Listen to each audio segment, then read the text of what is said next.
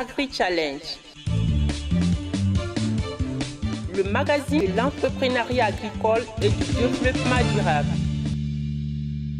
La Banque agricole du Niger, Bagri, sponsor officiel d'Agri-Challenge. Bagri, nous œuvrons pour votre autonomie. Chers téléspectateurs, bonsoir et très ravi de vous retrouver dans ce numéro 31 de votre émission Agri-Challenge sur la télévision Africable. Nous ouvrons ce numéro avec le lancement de la 6e édition du Salon de l'agriculture, de l'hydraulique, de l'environnement et de l'élevage Sahel Niger, un salon qui a débuté le 28 février à Niamey.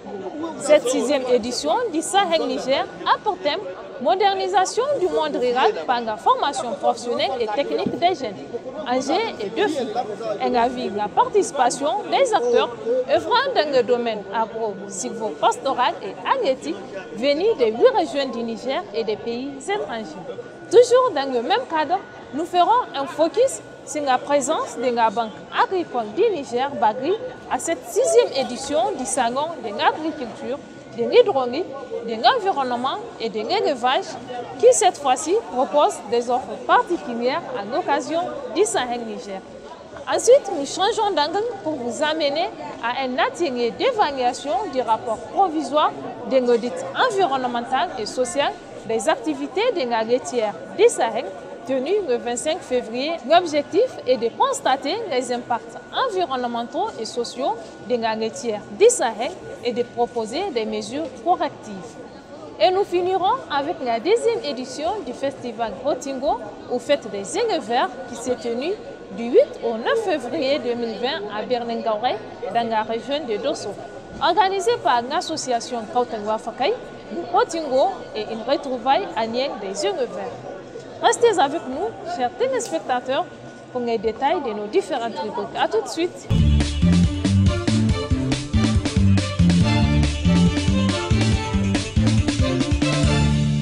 La 6e édition du Salon de l'agriculture, de l'hydraulique, de l'environnement et de l'élevage Sahel Niger 2020 s'est ouverte ce vendredi 28 février 2020 à Niamey.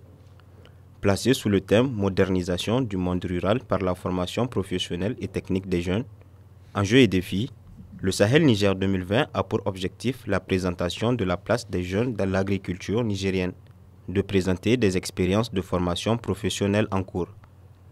Cette 6e édition vise également le partage d'informations sur les techniques et innovations appropriables, écologiques et à faible coût permettant une modernisation de l'agriculture. Elle s'est également fixée comme objectif la présentation, la mise en valeur et la vente des produits agro-pastoraux et de technologies nouvelles. Cette 6e édition du Sahel Niger a enregistré la participation des 8 régions du Niger et des pays étrangers, à savoir la Tunisie, le Bénin, la Côte d'Ivoire, le Sénégal et le Maroc.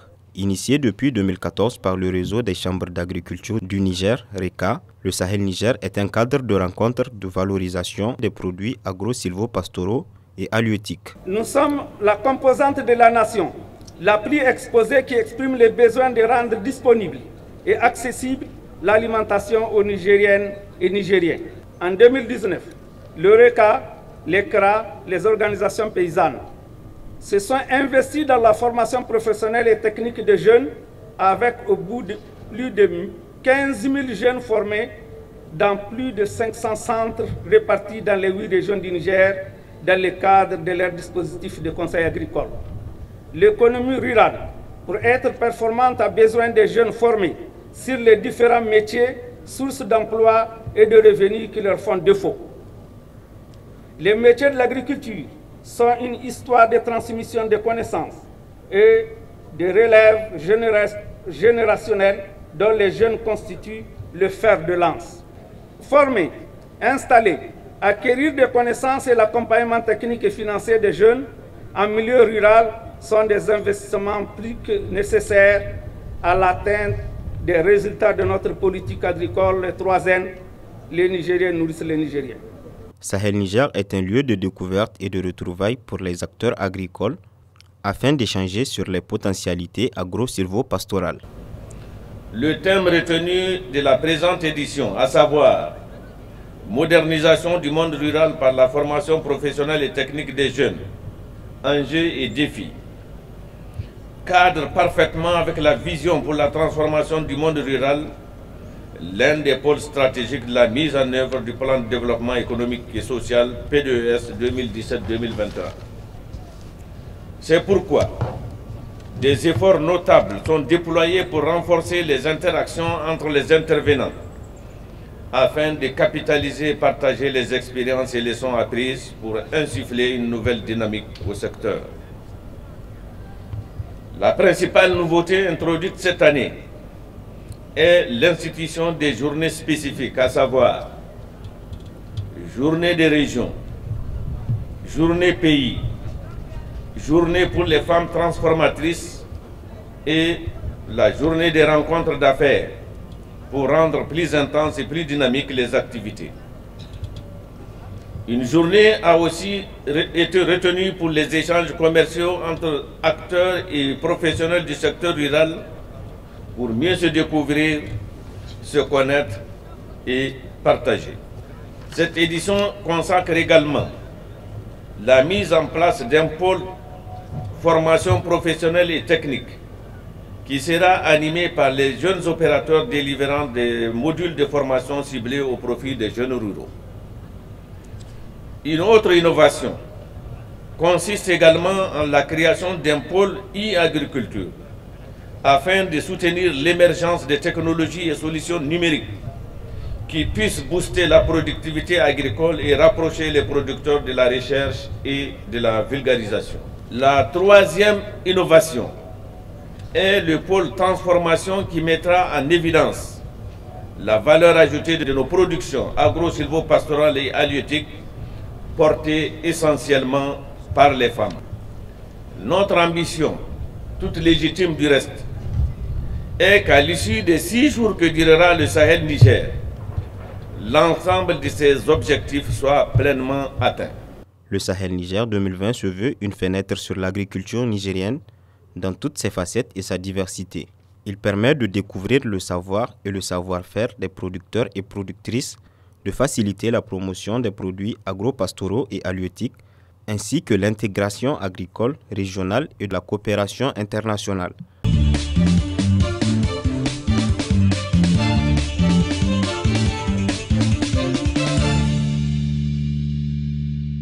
L'un des leaders dans le financement agricole au Niger, la Banque agricole du Niger Bagri est l'un des partenaires de la 6e édition du Salon de l'agriculture, de l'hydraulique, de l'environnement et de l'élevage Sahel-Niger qui a ouvert ses portes à Niamey le 28 février et prendra fin le 4 mars 2020. Pour cette institution financière, le Sahel-Niger présente un cadre de rencontres et de partage d'expériences entre les acteurs du monde agricole. C'est également une occasion pour la Bagri de prendre les doléances des producteurs en ce qui concerne le financement agricole. Le Sahel constitue au fait pour nous une plateforme commerciale majeure au niveau du Niger parce que pour nous c'est une plateforme non seulement d'identification, de prospection, au fait d'enrôlement de la clientèle agricole qui est constituée effectivement des différents maillons des chaînes de valeur agricole du Niger. Aussi, le Sahel, c'est aussi une plateforme pour nous permettant la visibilité de la banque pour pouvoir offrir effectivement à notre clientèle cible, qui est celle des producteurs, les différents produits que nous développons à leur intention. Le Sahel est quand même à sa 6e édition à la date d'aujourd'hui et sur toutes ces 6 éditions-là, cela nous a permis d'être en contact avec les producteurs qui viennent exposer. Cela nous a permis aussi de pouvoir entrer en relation au fait commerciale, en relation d'affaires avec ces producteurs-là. Donc, qui dit relation d'affaires dit accompagnement. Nous arrivons non seulement à les accompagner vu que nous les connaissons mieux, nous sommes mis en contact effectivement suite à l'organisation du Sahel et suite à cela nous identifions leurs besoins vu que nous sommes ensemble sur une période qui nous permet de mieux nous connaître, nous à travers leurs besoins en production, eux à travers notre offre de services et cela nous permet d'adapter en tout cas nos accompagnements et développer nos différentes activités mutuelles. La présence de la Bagri au Salon de l'agriculture, de l'hydraulique, de l'Environnement et de l'Élevage Sahel-Niger permet aux producteurs agricoles d'ouvrir des comptes afin de bénéficier du financement agricole de la dite institution. Le Sahel, c'est cette plateforme d'échange aussi pour nous. Parce que cette plateforme nous permet, à travers des panels, à travers des activités B2B, à travers aussi des rencontres informelles que nous tenons avec les producteurs, d'identifier directement les besoins, de questionner aussi la clientèle pour savoir l'offre de services actuelle que nous proposons est-elle adaptée à leurs besoins, sinon recueillir aussi leur appréhension et la recommandation au fait du secteur afin d'adapter nos financements. À l'issue effectivement de ces activités-là, à chaque fin de ces activités-là, nous assistons au fait à des ouvertures de comptes au fait, qui matérialisent finalement une acceptation du secteur au fait, de nos offres, de notre approche à travers ces ouvertures de comptes-là qui se font de tout genre, d'autres qui le font directement même à Niamey, à travers nos agences présentes à Niamey, et d'autres qui le font après retour au fait, dans leur région de provenance où les ouvertures de comptes se font. La Banque agricole du Niger est à sa 6e participation au Sahel-Niger. Depuis, elle accroît sa clientèle et prend de plus en plus en compte les attentes des producteurs sur la question du financement agricole. La Bagri accompagne le Sahel au fait à travers 2 voire 3 composantes. La première composante déjà, c'est dans l'organisation au fait, du Sahel. Nous essayons tant bien que mal, en tout cas, d'apporter notre pierre aussi à la construction de l'événement à travers des événements de visibilité, à travers la mise à disposition de gadgets ou de sponsoring de certaines activités. Mais aussi, la Bagri intervient au niveau de Sahel à travers l'installation d'une plateforme d'enrôlement pouvant permettre au fait la bancarisation des producteurs qui sont présents au niveau du Sahel et aussi des autres acteurs qui sillonnent autour de l'événement. Et enfin, la troisième composante, c'est que la Bagri accompagne le Sahel à travers la concrétisation au fait des actions ou plutôt des relations d'affaires qui se tissent lors de l'organisation de cet événement. À l'occasion de la 6e édition du Sahel-Niger, la Banque agricole du Niger Bagri propose des offres particulières pour les acteurs du monde agricole. Nous gagnons de plus en plus effectivement en professionnalisme. Nous gagnons de plus en plus en connaissance du secteur. Nous gagnons de plus en plus en établissement et élargissement au fait, de notre intervention, de nos actions à travers ces années du Sahel. Parce qu'elles nous ont permis effectivement à travers ce temps de recueillir les doléances de nos producteurs, d'offrir effectivement nos services et de mieux les adapter au fait, aux besoins. Donc ces 6 années du Sahel nous permettent de grandir en même temps que le Sahel. La présence de la Bagri à la 6e édition du Sahel-Niger est une réelle opportunité pour les producteurs agricoles désirant bénéficier du financement agricole. Agri-Challenge. Le 25 février 2020 s'est déroulé à Niamey un atelier d'évaluation du rapport provisoire de l'audit environnemental et social des activités de la laitière du Sahel. Au Niger, c'est la loi 18/2018 instituant les principes fondamentaux des audits environnementaux et sociaux qui oblige les entreprises dont leurs activités peuvent nuire à l'environnement et à la santé humaine de procéder à un audit environnemental. Ainsi, la laitière du Sahel a-t-elle fait l'objet d'une étude d'audit environnement. L'audit environnemental et social a pour objectif d'amener les promoteurs des entreprises à se conformer aux normes environnementales et proposer des mesures correctives et bonification d'impact. Pour ce matin, il s'agit véritablement donc d'un audit, d'un rapport d'audit que nous allons examiner.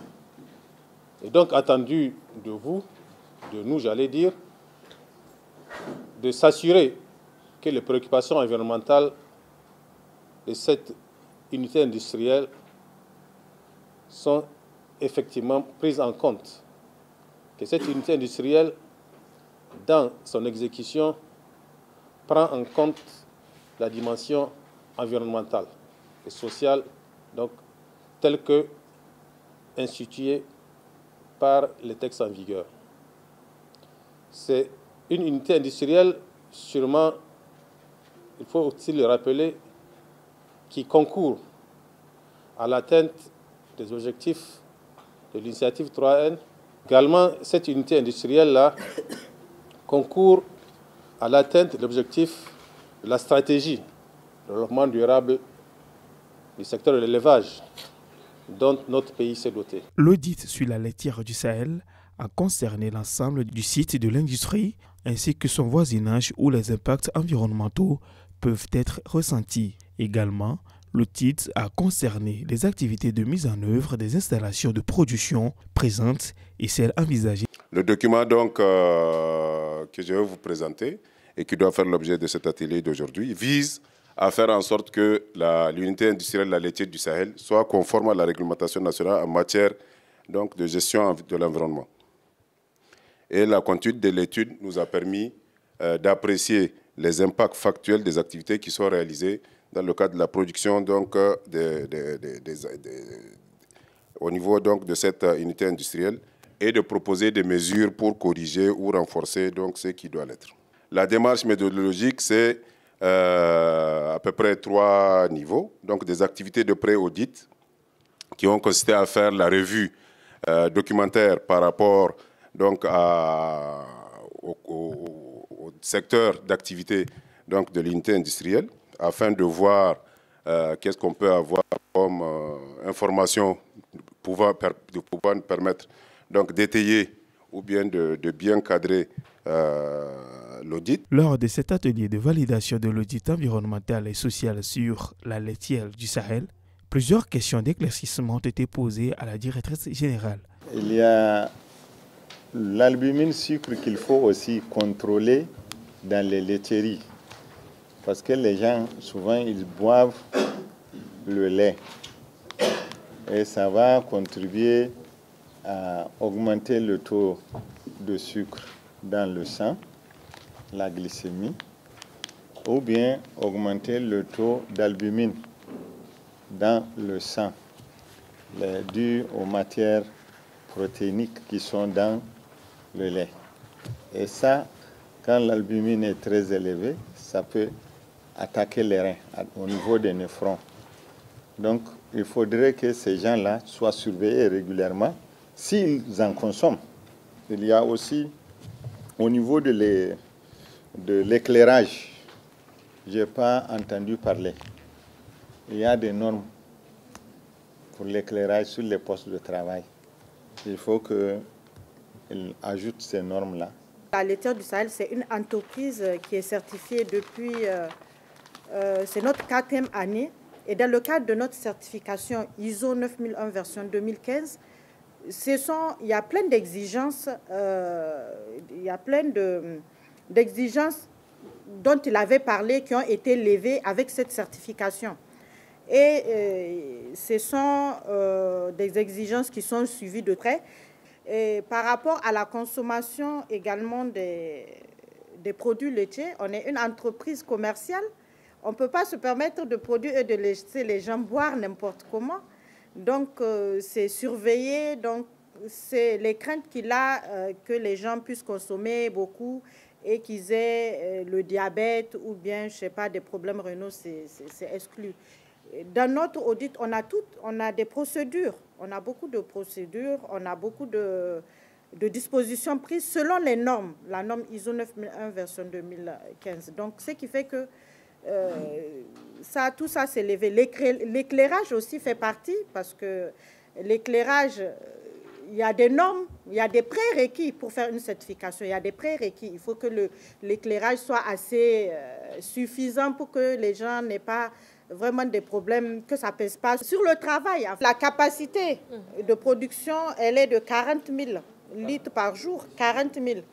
Oui, on peut produire aujourd'hui 40 000 litres de yaourt par jour. On peut, je dis. Ça, c'est notre capacité, mais actuellement, on ne le fait pas. Mais on peut le faire.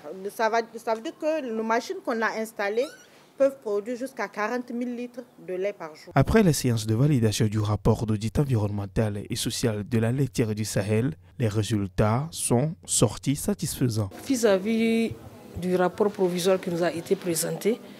Et nous remarquons que la laitière du Sahel a quelques constats négatifs que le consultant avait énumérés lors de son audit. Et ce ne sont pas vraiment des impacts importants, mais il y en a quand même. Donc nous exhortons la promotrice à mettre en œuvre les mesures proposées dans le plan d'action environnementale et sociale. J'ai trouvé que c'était une unité industrielle qui était quand même au moment où on avait fait l'audit, c'était bien géré, en tout cas d'un point de vue environnemental et social, parce que pour une unité industrielle qui est de l'agroalimentaire, on n'avait pas trouvé de problème particulier d'un point de vue environnemental. Les problèmes qu'on avait notés, c'était surtout ceux liés à la gestion des eaux usées qui provenaient du processus de production. Et ça aussi, en tout cas, des mesures étaient prises pour gérer ça. Mais du fait que les quantités qui étaient produites en termes d'eau usée étaient des quantités qui sont assez importantes. Donc la gestion n'était pas, en tout cas, à la hauteur de ce qui était produit comme eau usée. Donc, et à l'issue de ça, nous, on avait fait des constats et on avait proposé des mesures. Et je pense que, comme c'est qu'a dit la DG, ils sont en train de vouloir expérimenter ça, voir donc avec des bassins de décantation. Donc les matières solides seront compostées pour être utilisées en agriculture et puis l'eau claire sera utilisée pour faire l'arrosage. On pense que après ça, cette question peut être gérée. On sort satisfait vraiment de cet atelier. On sort vraiment satisfait de cet atelier.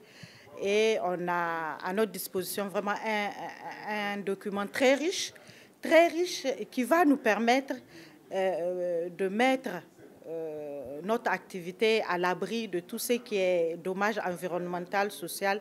C'est une satisfaction morale en tant que chef d'entreprise de savoir que nous respectons l'environnement, nous travaillons dans les normes vraiment sociales.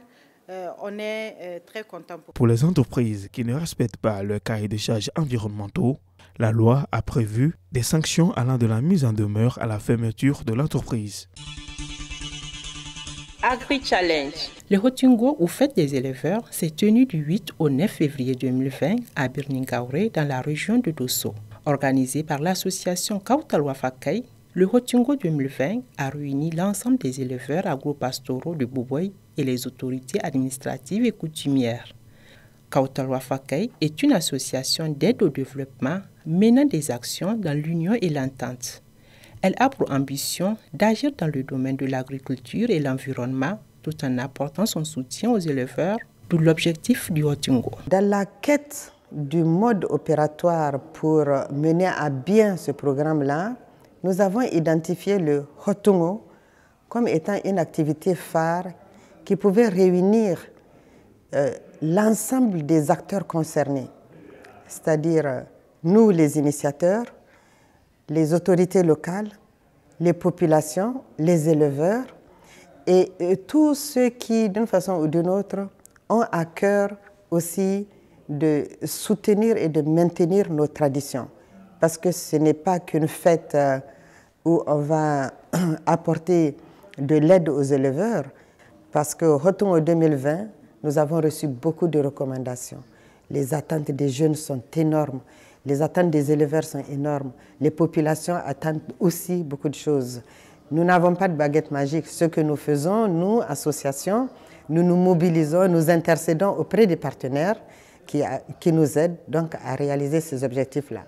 Donc, dans la mesure où nous arrivons à les convaincre, ils nous accompagnent et ça va nous permettre donc de réaliser des activités. Le Hotungo 2020 a été un cadre d'échange et de partage d'expériences entre les communautés pastorales et agro-pastorales.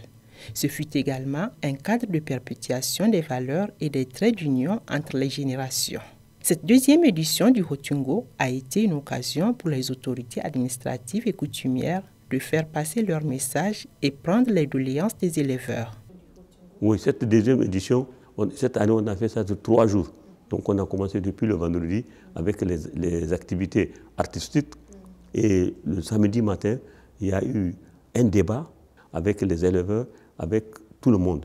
Et il y a eu un truc de la santé qui sont venus pour dépister les maladies, c'est-à-dire pour le diabète et autres.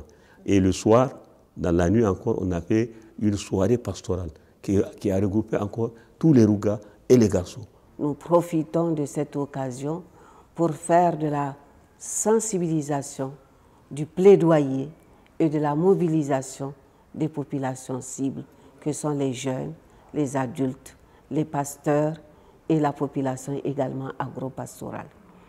Ce qui fait autour de ce thème, nous avons organisé dans le programme du Haut-Togo, déjà dans la journée du samedi, une journée jeune, donc des conférences, débats avec les jeunes, avec lesquels nous avons partagé la question de l'éducation et de ses enjeux dans le département du Boboï, mais également la question de la formation, quelles sont les potentialités, quelles sont les opportunités qui s'offrent à cette population jeune.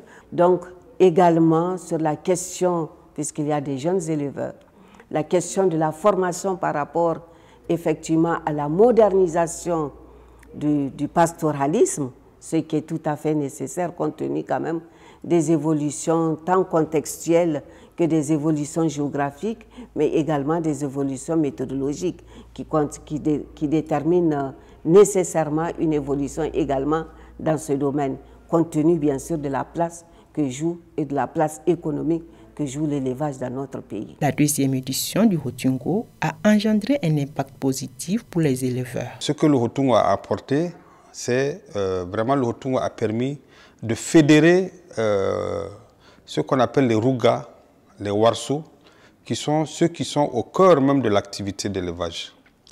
Parce que ça fait quand même des années qu'il n'y a pas eu de Hotungo dans la région, enfin à Birni. Il y a eu quelques manifestations de Hotungo dans certains villages, mais en termes d'impact réel, le Hotungo de Birni a certainement été quelque chose d'assez unique.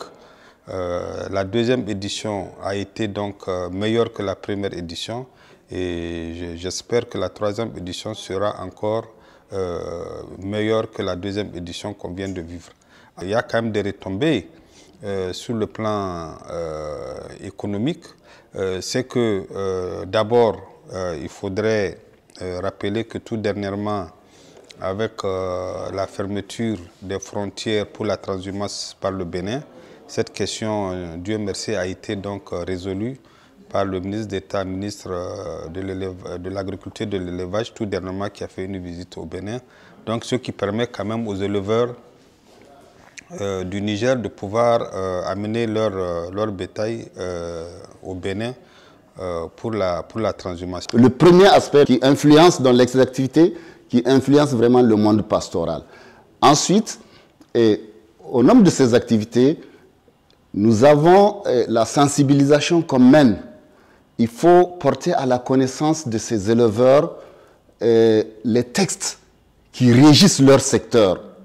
L'intervention donc de Kautaloua Fakei a mis en avant la sensibilisation donc, pour que ces éleveurs qu'ils sachent qu'est-ce que la législation du pays prévoit pour eux en termes de devoirs et en termes de droits. L'association est en train d'entrevoir des actions qui vont dans le sens de la récompense non seulement des meilleurs éleveurs, mais aussi de ceux qui ont accepté de venir au défilé des animaux au niveau du Hotungo. Les troupeaux, il y a eu environ 135 troupeaux qui ont défilé. Pour à peu près une centaine d'éleveurs aussi.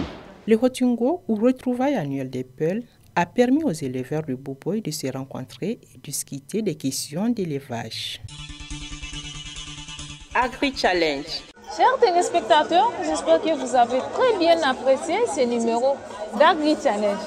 Vous le savez déjà, contactez-nous sur les adresses qui s'affichent sur vos écrans pour tout renseignement. Merci de nous avoir suivis. La Banque agricole du Niger, Bagri, sponsor officiel d'Agri-Challenge. Bagri, nous œuvrons pour votre autonomie.